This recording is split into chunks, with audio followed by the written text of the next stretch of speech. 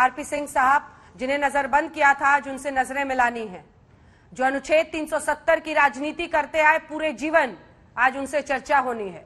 जो पाकिस्तान से बातचीत की शर्त रख रहे हैं कि उस पर भी सोचे पीएम, आज ये मुद्दा भी उठ सकता है। क्या होने वाला है आज? अंजना, राजनीति में हर घंटे में चीजें बदल जाती हैं। अभी आपने मुबा मुफ्ती जी को सुना, आपके ही चैनल पे ही वो एक एरोप्लेन में कुछ कह रही थी कि हम तो खुले मन से चर्चा करने जा रहे हैं। अब वो पाकिस्तान का एजेंडा नहीं दोहरा रही, पहली बात। दूसरी बात, 370-35 का विरोध किया इन लोगों ने, खुलकर विरोध किया। यहां तक कहा था कि हम चुनाव नहीं लड़ेंगे, 370-35 से नहीं हटाएगा तो हम चुनाव नहीं लड़ेंगे।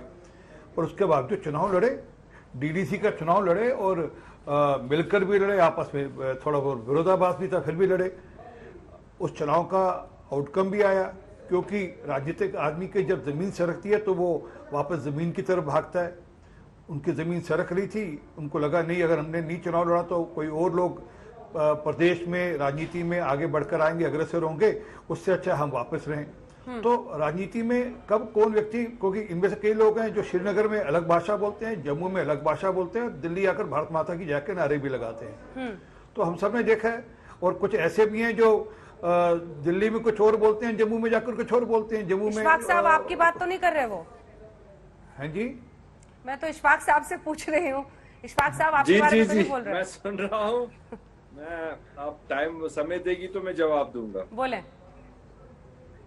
पहले तो अंजना जी, मैंने आपसे पहले ही कहा था, मैं 1-2 दिन से आपके लगातार आपके प्रोग्रामों में आ रहा हूँ कि नेशनल कॉन्फ्रेंस का एक अपना स्टैंड है और ये एक सेक्युलर जमात है, ये एक नेशनलिस्ट पार्टी है और इसके हमेशा हम चाहते हैं कि बातचीत में ही हम भरोसा रखते हैं।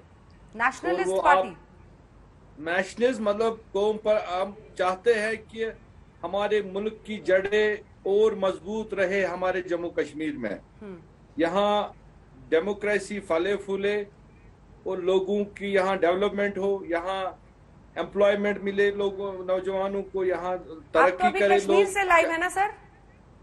हाँ, बिल्कुल। मैं कश्मीर से, गांधरबल अपने क्षेत्र से लाइव हूँ।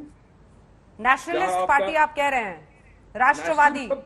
राष्ट्रवादी पार्टी जिसको कहते हैं।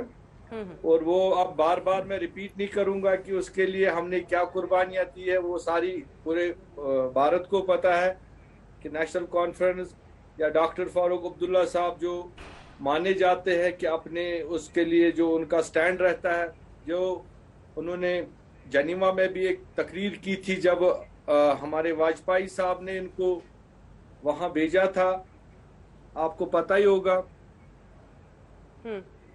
आप, मेरी आवाज आ रही है? बिल्कुल आ रही है, साफ आ रही है। वाजपेयी जी ने कहा था कि मेरे हिंदुस्तानी होने पे शक हो सकता है, लेकिन फारूक अब्दुल्ला के हिंदुस्तानी होने पे शक कोई नहीं कर सकता है। तो उसके बाद उमर साहब हमारे यहाँ आपके एक्सटर्नल अफेयर्स मिनिस्टर भी रहे एनडीए सरकार में, तो वो बड़ी तारीफ है उस वक्त वाजपेयी साहब ने उनकी की और पूरी कैबिनेट ने उस वक्त उमर अब्दुल्ला की जो उनका काम करने का तरीका था, जिस तरीके से उन्होंने एक्सटर्नल अफेयर्स को संभाला था। तो कुल मिला के आप देख ही रहे हैं कि मसले, हम चाहते हैं कि जो प्राइम मिनिस्टर साहब ने अपना हाथ बढ़ाया है, वो चाहते हैं कि ये जो पोस्ट 5 अगस्त के बाद जो एक डेडलॉक बना हुआ था कि कश्मीर में पॉलिटिकल प्रोसेस फिर एक बार शुरू हो जाए,